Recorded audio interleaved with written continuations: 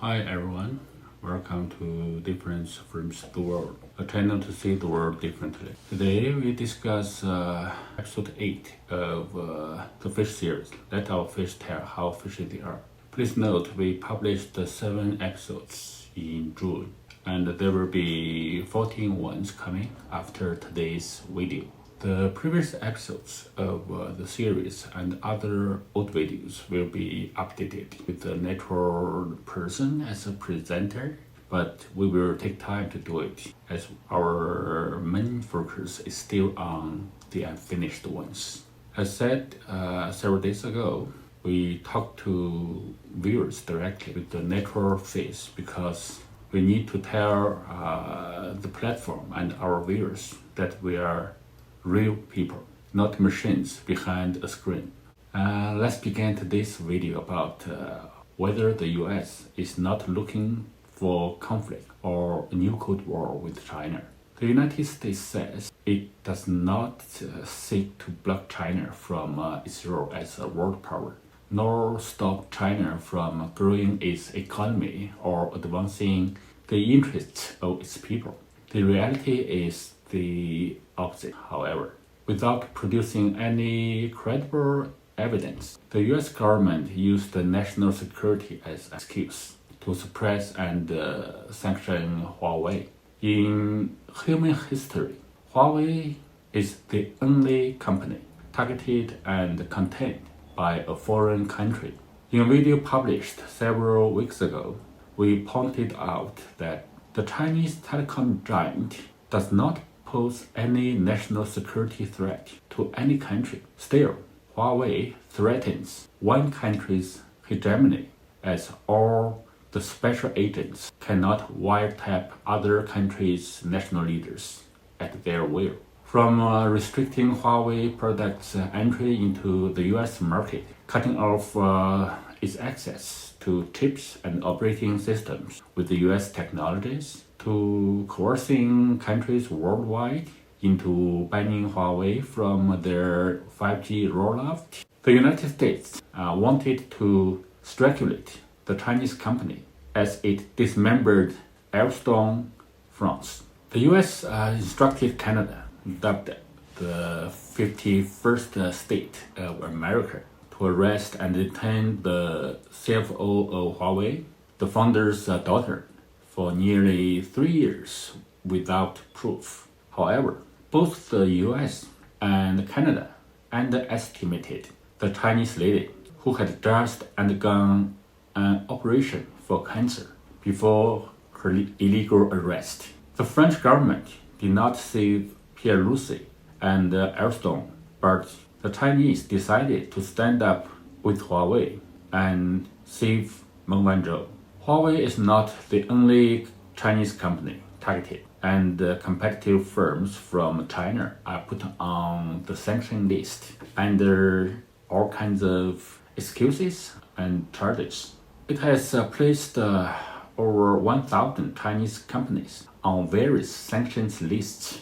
In 2021, we made a video about China's semiconductor industry. Do not force China to fry chips. What we said in that video has come true, and the US chip manufacturers feel the pain today. China can now produce over 1 billion chips every day, which is still growing. The Chinese nation is like a spring coil. The harder it is pressed, the higher it bounces back. The United States says it will not stop the Chinese from advancing their interests. It is a lie, which is totally a lie. Take Xinjiang as an example. The United States has stopped importing products from Xinjiang under the pretext of protecting human rights from the so-called forced labor. Based on staged stories told by unprofessional actors and actresses, it has adopted the Uyghur Forced Labor Prevention Act, which maliciously targets Xinjiang's competitive cotton, tomatoes, and solar panels to contain China's growth. It has disrupted international trade and destabilized global industrial and supply chains. The World Trade Organization ruled that the previous US administration's massive trade war on China illegal, but the United States, based on its own Section 301 investigation, imposed 3 rounds of steep tariffs on about 360 billion US dollars worth of Chinese imports. Ironically, the country has been forcing China to buy its agricultural products to reduce its trade deficits. Still, it does not allow US high-tech companies to sell their most lucrative products to the world's largest market. Most likely, when those US firms finally get the permits to sell their high-end products to Chinese companies, they will find their counterparts in China can make cheaper and better alternatives without US technologies and components. China is not only the world factory, but also the world's biggest economy, if we consider only those value-added economic activities. Chinese people create value incessantly, but the American people can hardly do anything when the US politicians create trouble for the world day and night. Democracy splits people into 2 groups and lets them quarrel and fight each other. No matter who becomes the US president, 50% of voters disagree with him. Around 20% of his followers will abandon and even hate his party when the midterm election comes. Divide and conquer is a strategy employed by 1% of politicians or the upper class to rule 99% of the people who believe they have human rights and freedom in a democracy. It is a strategy widely used inside and outside the boundary for its people and enemies indiscriminately. After a crisis, the rich become richer and the poor, including the middle class, become poorer, which is the only rule that remains valid for hundreds of years and does not discriminate against any race.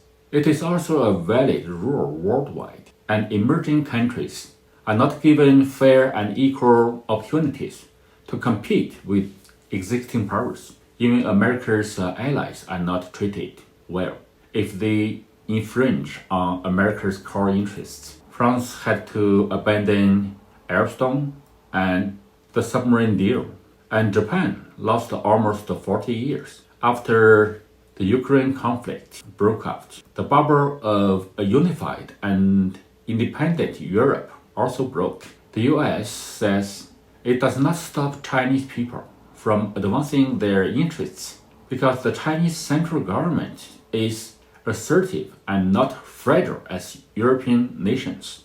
If the Chinese leader is like the new German leader, who does not have enough hair to stop his brain from evaporating, China will suffer undoubtedly. The Chinese people earn development rights, which is not mercy from any foreign power.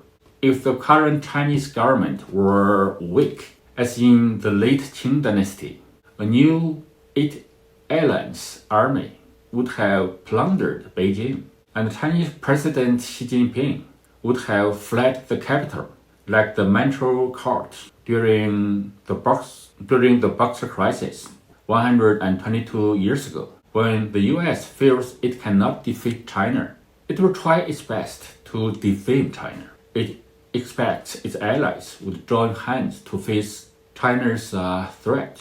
China knows the trick, and it is aware that America and Europe are not friends. 3 Chinese airlines bought 292 airplanes from Europe's Airbus, so not from America's Boeing. And there is a reason. The US wants to use Europe as a tool to contain China, but Beijing wants to help Europe gain more independence from the United States. A strong Europe will be a threat to America's hegemony, but it is an excellent opportunity for China to reduce America's influence. Even though the US claims it does not seek conflict or a new Cold War with China. China is not stupid. NATO sees China as a challenge, and the 2022 Rim Pact involves 26 countries, like Japan, Australia, and some other anti-China nations. What are they doing? Is the Rim Pact 2022 a show for 1.4 billion Chinese to celebrate Hong Kong's return to China? Chinese people have enough fireworks and do not need the US Army to launch ICBM to decorate the sky. The US Congress sees China as a perceived rival. The word China appears more than 800 times in the text of its innovation bills, and it constantly sends its senators and House representatives to China's Taiwan province. In a previous video, we talked about Tammy Duckworth, who had lost her legs in Iraq. We need to congratulate her for becoming a mother after the loss of her legs. And we hope her kid will be happy for her whole life without being injured outside the United States for ridiculous reasons. With the Cold War mentality, the US pursues bloc politics, invents the democracy versus authoritarian narrative, induces other countries into forming exclusive small circles, strengthens the Five Eyes, peddles the Quad mechanism, puts together AUKUS, and ramps up multilateral military alliances in an apparent attempt at encircling China. As the US general says, China is more dangerous to the United States than the former Soviet Union. The US pushed NATO to insert itself in Asian Pacific affairs and include in its Madrid summit such US allies in the Asia Pacific as Japan, South Korea, Australia, and even New Zealand, trying to build an Asia Pacific version of NATO. Suppose the US does not seek a new Cold War with China and does not seek to change China's system. The revitalization of US alliances is not against China. The US does not support Taiwan's independence, and the US is not looking for conflict with China. In that case, how can the United States explain its military and political activities at China's gate? If the US is not seeking a Cold War with China, it is trying to launch a hot war instead. That's all for today's video, and in the coming 14 episodes, we will try to talk about other key issues one by one, and hopefully we can finish them within July. Thank you so much, and see you tomorrow.